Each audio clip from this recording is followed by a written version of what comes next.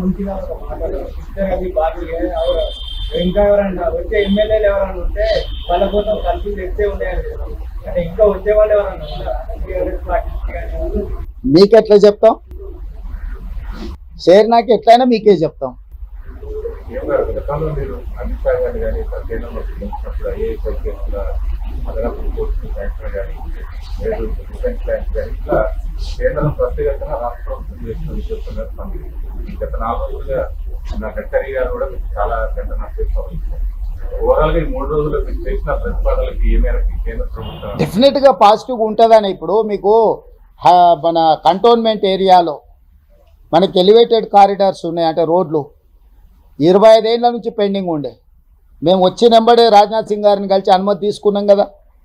చాలా వరకు కేంద్ర ప్రభుత్వం నుంచి రావాల్సిన నిధులు విడుదల చేయించుకున్నాం కదా. ఇప్పుడు కొత్త ప్రభుత్వం వచ్చింది, బడ్జెట్ పెట్టబోతున్నారు, ఫుల్ ఫ్లెడ్జ్డ్ బడ్జెట్లో రాష్ట్రానికి కేటాయించాల్సిన నిధులకు సంబంధించి ఎందుకు ఇంత హడావిడిగా మేము వచ్చినాం. ఈరోజు తెలంగాణ రాష్ట్రం నుంచి అన్ని శాఖలకు సంబంధించిన మంత్రులం ఢిల్లీకి వచ్చినామంటే తొందరలో కేంద్ర ప్రభుత్వము బడ్జెట్ పెట్టబోతుంది.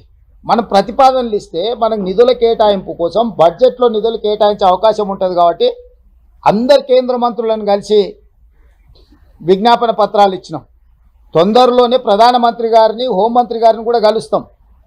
రాష్ట్రం యొక్క హక్కులను కాపాడడానికి కేంద్ర రాష్ట్ర ప్రభుత్వాల మధ్యలో ఒక సత్సంబంధాలను కొనసాగించాలని మా ప్రభుత్వం అనుకుంటుంది.